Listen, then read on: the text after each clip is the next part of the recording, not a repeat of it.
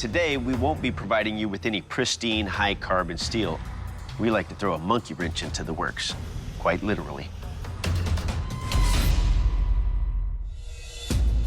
You will be forging signature blades in your signature style from these pipe wrenches.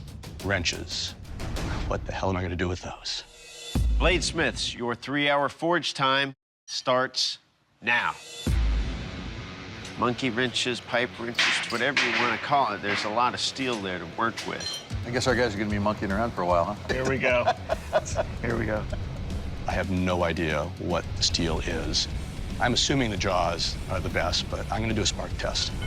You get a complex burst of sparks coming out of them, then it's a high-carbon steel. The jaws are kicking off a crazy amount of sparks. Yeah. The jaws of the wrenches has to be the best steel, so that's definitely what I'm going to have to use. My first plan of attack is don't panic. Something happens, I say a few choice words, and then I just move right on. I know right away that I'm going to use a jaw.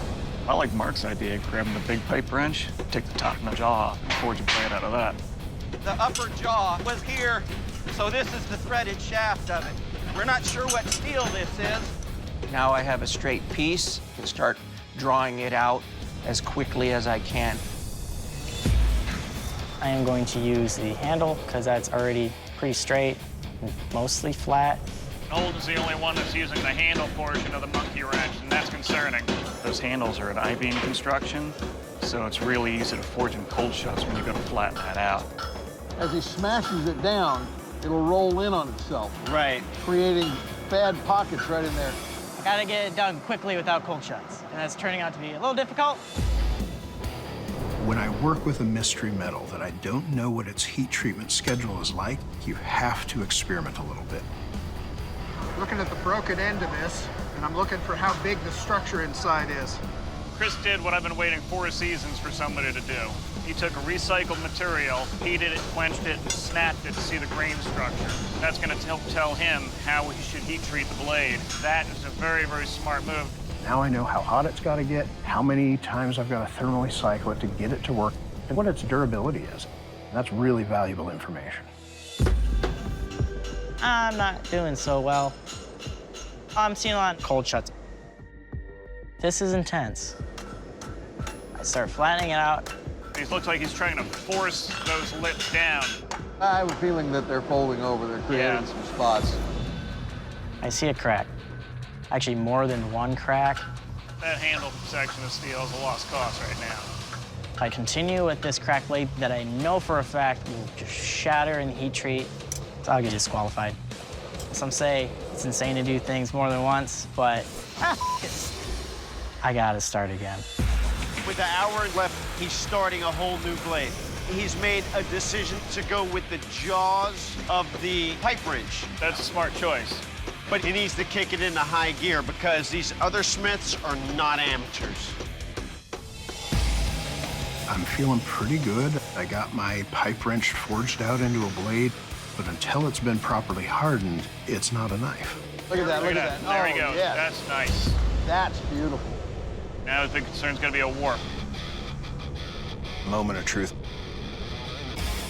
I think it'll do. Some of the mistakes that bladesmiths make is they bring the blade out of the quench oil too soon. I like to take my time. It comes out straight. Yeah. There it is, Daniel, right there. I can't believe it. It warps like you wouldn't believe. It's got a big kink in it. This is where unknown steel bites you in the butt. My choice is to go back in again or just let it go. I'm just afraid of going back through another heat treat process. Holden's kind of getting it together. I wish I would have started with the jaw like everyone else. I get nervous when I do the heat treat, but I get nervous all the time over stupid stuff. Like spilled milk or hairy lemons. Guy worked his ass off. Give him credit. 10, 9, 8, 7, 6, 5, 4, 3, shut down your machines, drop your tools. This round is over.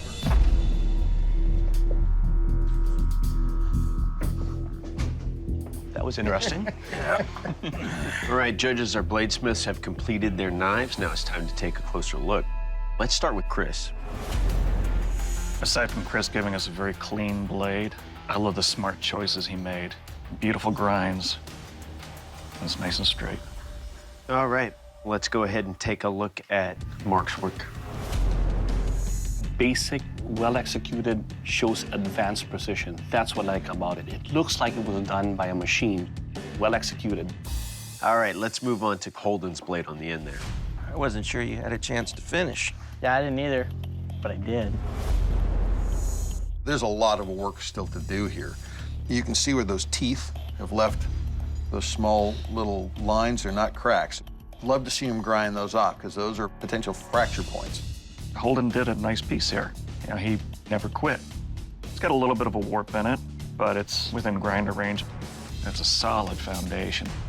Let's move on to Daniel's blade. I liked what Daniel was doing. I liked watching him forge this blade out. It's got a great profile.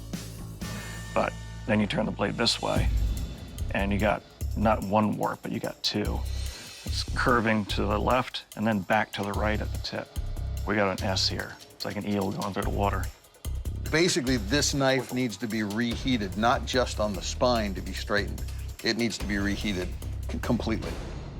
Doug, have you made your final decision? Yes, I have. Dave? Yep. Jay? Absolutely. Let's go tell our smiths. Bladesmiths, the judges have completed their deliberation and they've made a final decision. The bladesmith leaving the forge is Daniel. Your blade did not make the cut. Daniel, it was a true pleasure watching you forge that blade to shape. You got skills in there like crazy. But when it came to the quench, you pulled such a warp into that blade and a twist on top of it. And it was so much more extreme than any other blades. And that's why we have to let you go. Daniel, please surrender your blade. When I heard my name, my heart just dropped into my stomach. But I have to agree with the judge's decision. It was a really bad warp, and I had time to fix it, which I should have. You take it easy. There's absolutely no shame in losing this competition. You learn from failure. You have to fail in life to move forward, to learn. Mark, Chris, congratulations. The strength of your weapons has carried you into the final round of this competition. Now we're sending you back to your home fortress to recreate an iconic weapon from history. That weapon is the Tabar Shishbar. Good luck, bladesmiths. We'll see you in 5 days. Good luck. I have to build this Tabar Shishbar. I have never made a bludgeoning weapon. Today, I'm going to work on the shaft of this weapon. I have material, but I don't think it's quite tough enough, so I'm going to put another one inside of it to make sure that it can stand any challenge that they give me. A little bit heavier, but I think the judges are up to that challenge. I've forged the handle areas into my shaft. The whole shaft is as straight as I can make it, so we'll get ready to heat treat this. I've never quenched a hollow tube before. Kids, don't try this at home.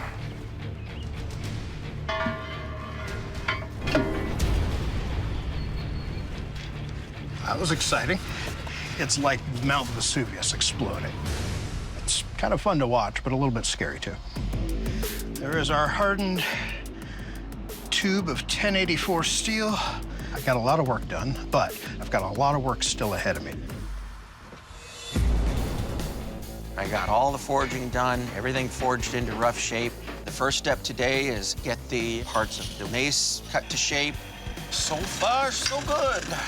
The 5 pieces have to be consistent, so when you look at that mace, everything's perfect. All in a row. I'm feeling pretty good. I'm ahead of schedule. Finally done shaping. Now it's time to heat treat. What could go wrong? All the work so far is coming down to this step. If I don't get this right, the rest of the time will have been for nothing, really. Okay, axe head's going in.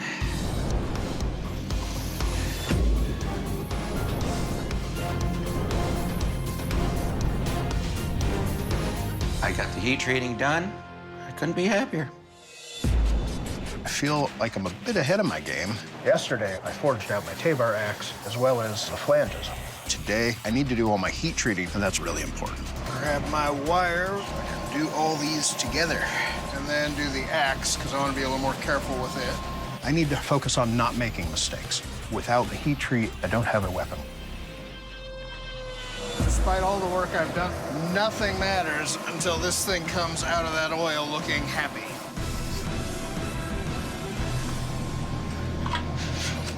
It's an axe. I'm feeling really good. I got my flanges heat treated, I got the axe heat treated, and tomorrow I can work on assembly. I will be spending a lot of time on the grinder today. It's time to start grinding things to shape. So we're cruising downhill from here.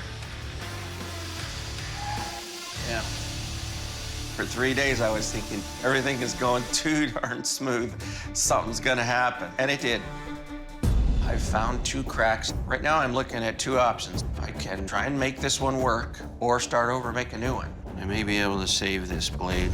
I'm gonna cut this out right like this. I could cut around the first crack and grind out the one on the top. I'm not taking any chances with this. I don't want to have it fail on me. So I'm gonna give this thing the toughest test that I could give it.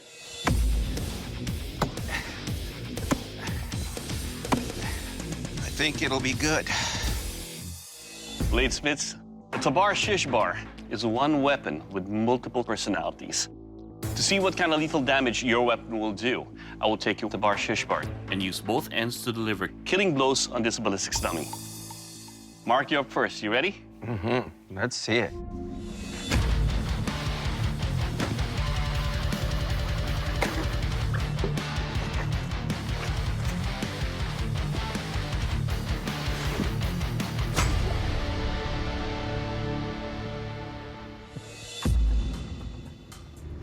Well, Mark, it is sharp. That chopped right into the chest cavity, breaking a bone. This axe dug in and gutted him. Your mace definitely will crush. You can see the breaking bones inside. Your weapon will kill. Thank you. Chris, you ready? I am.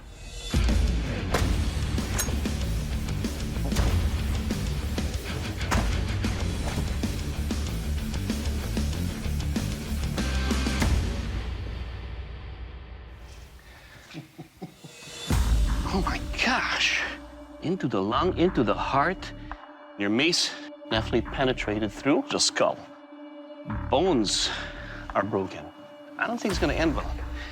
Your weapon is heavy, and I'm not a fan of heavy weapons, only because you have to carry it to battle. But overall, it will kill. Thank you. All right, gentlemen, this is the sharpness test. The Tabar only has one sharp area, which is the axe head. So I'll strike into the side of beef 6 times with each of your axes. Mark, you're up first. Are you ready for this? Mm-hmm.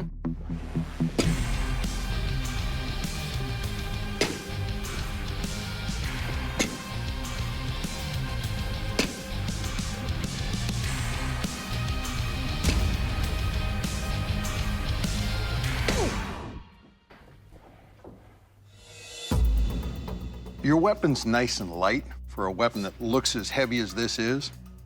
You can see that this just went right through the ribs. This is definitely a cutter. Good job. Thank you. Chris, you ready? Let's do it. Yeah.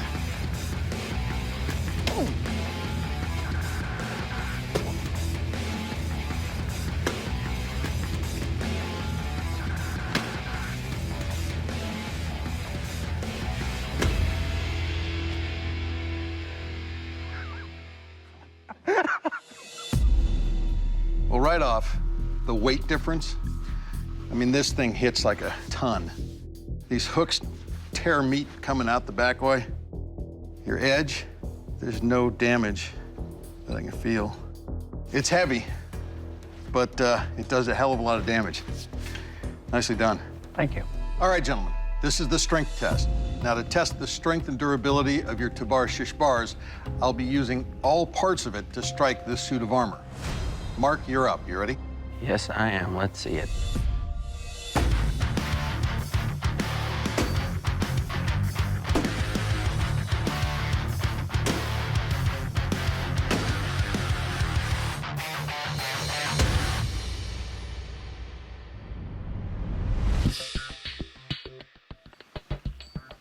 Edge is still perfect. No chips, no rolling. Well, the hammer gave that armor a nice dent, didn't take any damage. Mace is fine. The guy inside there was not happy. All right, Chris, you ready for this? Don't hold back. I'm not gonna.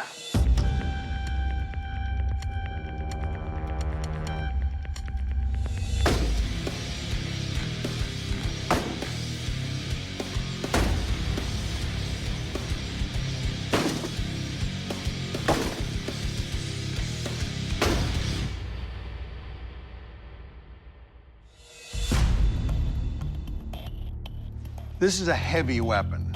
Yeah. I mean, I can control it, but I don't have any rebound. And you got just the smallest bit of edge deformation here. Other than that, mace is a devastator. You made a beautiful piece. Thank you. I hope the judges appreciate the devastation my weapon's capable of bringing. It's hard to say who's going to win. Bladesmiths, the judges' deliberation is complete, and there can only be one Forged in Fire champion, and that champion is Mark. Congratulations, you are the Forged in Fire champion. Thank you. Good job, buddy. Thanks. Chris, your blade did not make the cut. David Baker will explain. Chris, Doug and I both agree that the extreme weight of your weapon made it difficult to control, and frankly, I'm still feeling it in my arm. That combined with that minor edge damage you took in the strength test, those are the reasons we're letting you go. Understood. Chris, it's that time. Please surrender your weapon.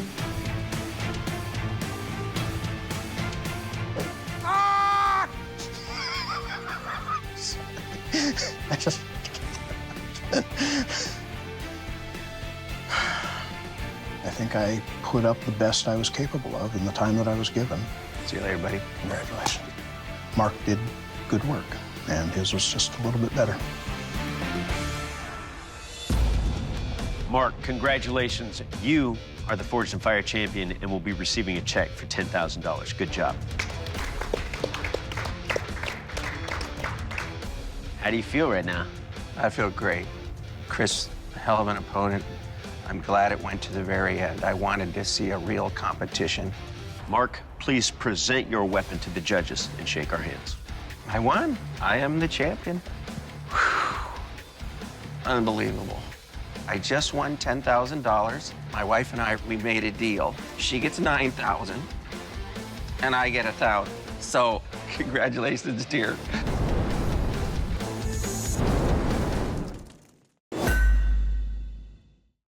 Bladesmiths, welcome to our forge. Today, the four of you will represent your respective countries: Poland, France, the United States of America, and Argentina. Perhaps you've noticed on your anvils is a drop cloth. Feel free to lift that up. You will forge your blades from a sphere of 52-100 steel. Oh wait, there's one more thing. You may have noticed that the forge is conspicuously absent of tongs. Instead, we're gonna give you this. You may use the steel from that bucket to forge tongs. I've never forged tongs. I don't know. Surprise, surprise, surprise. Keep in mind that when the clock hits 0 and your blades have been inspected, one of you will have to surrender your work and leave the forge. Good luck, bladesmiths. Your 4 hours starts now. Hey guys, Forge in Fire! All right, good. How come we never do that? My plan is to get the ball bearing in the forge as quickly as possible, and I'm gonna have to get those tongs made to do it.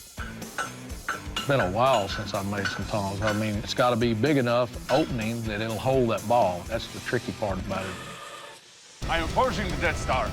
There is no time for experimenting here. That is why I use only press today. You want the press? Yeah. Please, sir. I know Julian from today, but I feel like I know him for 10 years. I come after you, okay? We're cooperating and not competing. Don't turn it off, okay? No pressure of competition, just friendship. Tell me when you're ready. Ready? Okay. This is the only competition show that I'm aware of that Not only do the contestants get along, but they're always helping each other out, too. You get around there.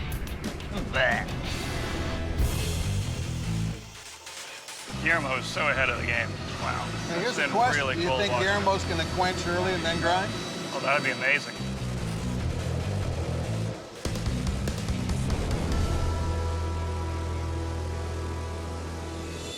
Like, I can see the warp from Yeah, here. you can see a bow in the middle of his blade.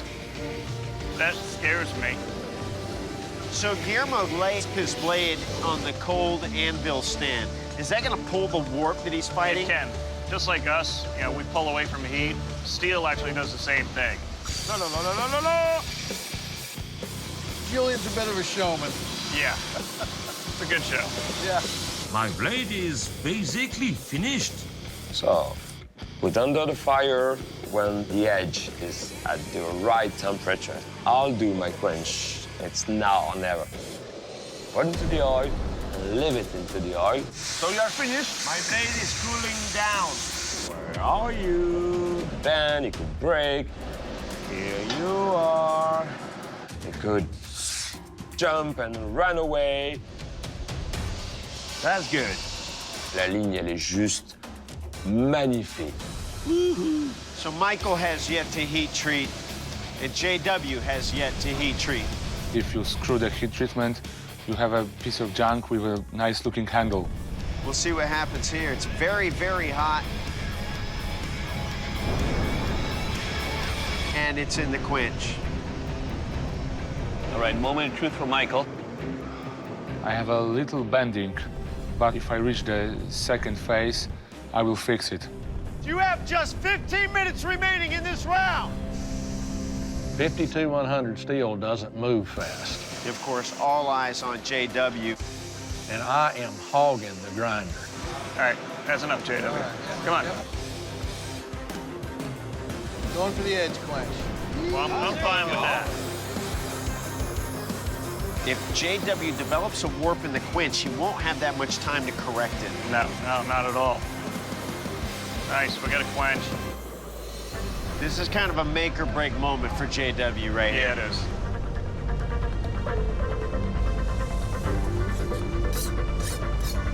That sucker's hard. Nice job. Thank you, buddy. It was a fight. 10, 9, 8, 7, 6, 5, 4, 3, 2, 1. Bladesmiths, shut down your machines, drop your tools, return to your anvils. This international competition is over. Woohoo! Oh. Okay, judges, we're gonna start with Guillermo's blade on the end. Guillermo did a beautiful job on this. You know, it's light enough that it's going to be fast, but it's got enough of a spine there that it should be plenty strong. Guillermo Big Blue. And he was fighting a bit of a warp during that heat treat. So it looks like he got most of it out, but the rest could actually be ground out. All right, Doug, we're gonna move on to JW's blade. That's one of the nicest camp knives I've seen over here. The fact that he did an edge quench is awesome because that shows that he understood to keep this soft like a shock absorber for when we're doing the chop. Your technique was really nice to watch. Thank you. Really. I love how the colors define what's going on in this blade. You can see that's your hard edge taking that torch. So that stuff, as hard as can be. Now you get the blue, and that's softer. But you get the third, that purple color. That's what you look for in the colors. Let's move on to our next bladesmith, Julian. I'm stressed. Julian gave us a very nice competition cutter. He's got enough mass in here. If he brings these grinds all the way up, he's got fantastic edge geometry. Biggest concern, he's gotten very thin here in the handle. I'm not sure how he's going to make this handle work with so much blade up front. Let's move on to our last bladesmith, Michael. I like that design.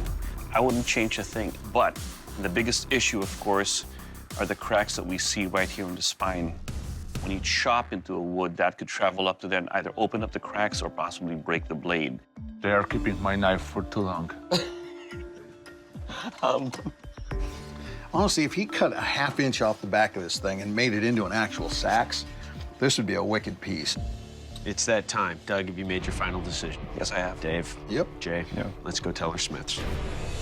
Bladesmiths, forging weapons is an art and science shared by all cultures and peoples. This international competition brought the world together in this forge. Dziękuję, merci beaucoup, thank you very much, y muchas gracias. Bladesmiths, it's that time. The bladesmith leaving the forge is Michael. Your blade did not make the cut. David Baker will explain. Michael, you turned in a blade that we all wanted to chop something with, but we couldn't overlook that pronounced warp in your blade and those fractures along the back edge. For that, we've got to let you go. Michael, please surrender your blade. Deeply in my heart, I feel disappointment. I came here to represent Poland, so przepraszam, że was zawiodłem. Następnym razem się bardziej postaram. What not kill you will make you stronger. Julian, JW, it's come down to France and the United States in our first ever international competition. Now we're sending you back to your home forges to recreate an iconic weapon from history. Are you ready to see what it is? Not really. Well, that weapon is the Spadroon. All right, bladesmiths, good luck. We'll see you in 5 days. I'm happy to be home in Saint-Sigismond in France. Look at the nice view behind us. It's magnificent. So I start to make my tip. But I have to be really fast because more you hit your blade, less carbon you have. It's like music. C'est comme de la musique. I love to do some music with my hammer. Dam dam tagadap, dam dam tagadap. It just gets you some rhythm. It's just more fun. Today, I did it all.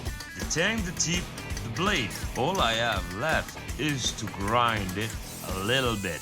And it's going very well. Boom!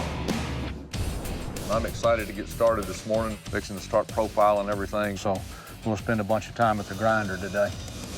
With the length of this blade, I mean, it's like grinding 3 10-inch Bowie knives. You got a ton of work. Just getting everything rough ground out. We're just about ready to go to heat treat on it. Right now would be time for a little prayer. The grinding process was slower than I would have liked for it to be. So this is a short amount of time left to the heat treat.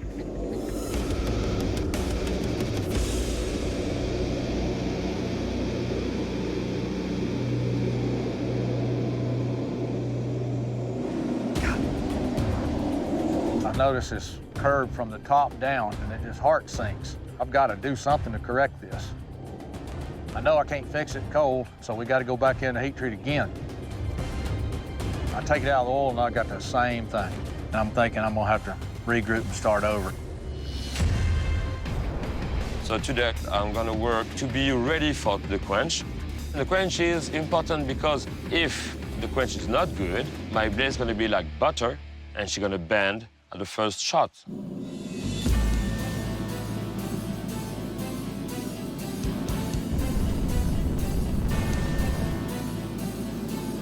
I think it bends.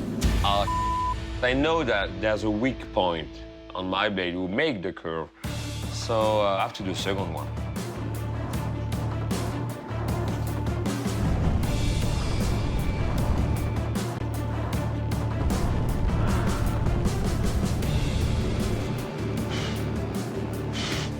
Boom.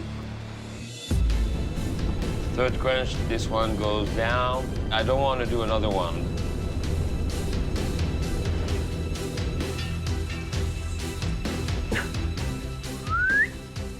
I have to make another blade. I have to restart everything. I don't want to do another blade, but I've got my country behind me, so I have to show them that I respect them and give the best. Yeah.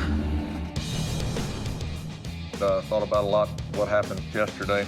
I've got plenty to work with, but I still got a slight curve in the spine, so what I'm gonna have to do is grind that away. Going good. As I'm grinding, I can tell that this thing's gonna be okay. What a huge relief that is. And now that this blade issue is fixed, I can focus on fit and finish. What's challenging about it is hitting the sizing right on it. Instead of having a round handle, we're gonna have an oval handle. There's just nothing comfortable about a round handle when you're striking something on an angle. Done deal. I've got real high expectations of it. I really do. I think it's gonna do well. Bladesmiths, to find out how lethal your weapons are, I will deliver some slashes and thrusts on these big carcasses. Julianne, you're up first. You ready? I think so.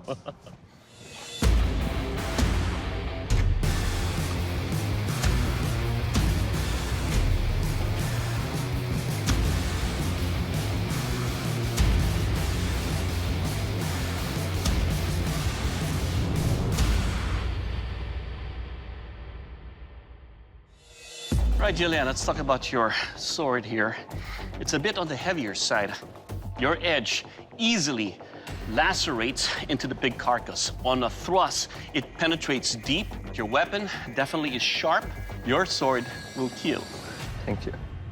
JW, you're next. You ready? I think so.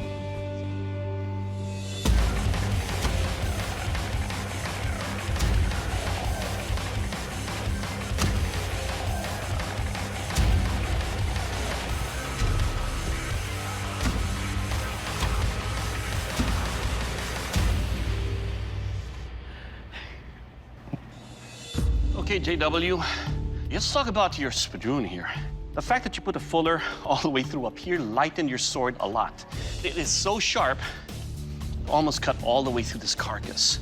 Overall, your weapon will kill. Thank you, Doug. Now, Donald McBain, who wrote the book on this weapon, called it the shearing sword. So to test the sharpness of your blades, I'll be chopping through this rope and then attacking these sandbags as they fall. Julian, you're up. Are you ready? Oui. Okay. Bye.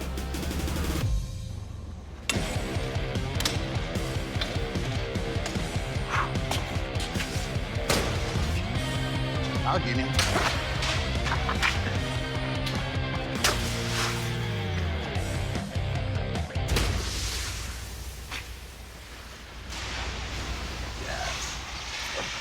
It's good. It's freaking good. Well, Julian, that's sharp. It passed right through the ropes. It passed right through the bags. But the weight in this sword and the shape of its handle just have a tendency to be very hard to stop. A little thinner handle, possibly, a little more indexed, would have helped, but it's definitely a sharp sword. Thank you very much. Sir, you are next. Are you ready? Yes, sir.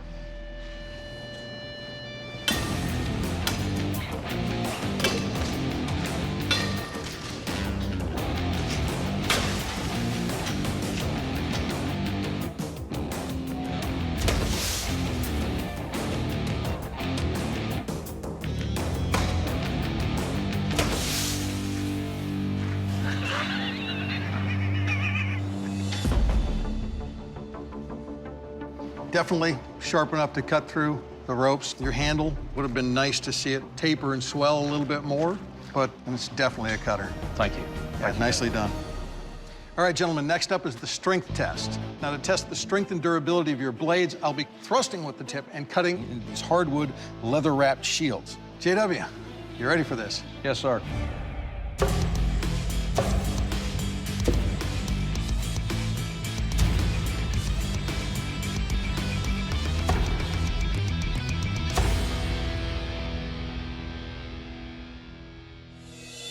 Well, everything on the blade looks good. Guard's still tight, handle hasn't moved.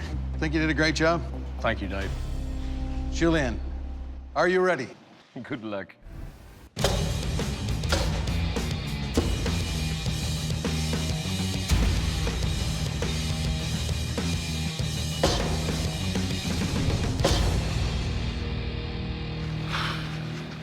So, Julian, you got a very stout edge profile. Blade's still straight. Well done.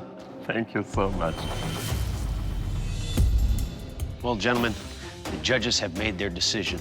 Our very first Forged and Fired International champion is JW. Congratulations. You are our first Forged and Fired International champion. Julien, unfortunately, your blade did not make the cut, Jay Nielsen will explain. Julian, you brought us a beautiful piece. But compared to your competitor, your blade was a lot heavier in the front, balance-wise, and with that round handle, it made it a lot harder to control in the testing. That's why we're gonna let you go. Julian, c'est fini, mon ami. Please surrender your weapon. Okay. Thank you, guys. I'm very proud of this blade, but JW is a god. He's a god in a forge. And this guy is my friend. JW, the American and our very first Forged and Fired International Champion. It's a title that also comes with a check for $10,000. Congratulations. Please present your weapon to the judges. I put forth a lot of hard work, time and effort to reach this point. So it's just been an incredible honor to be asked to represent my country.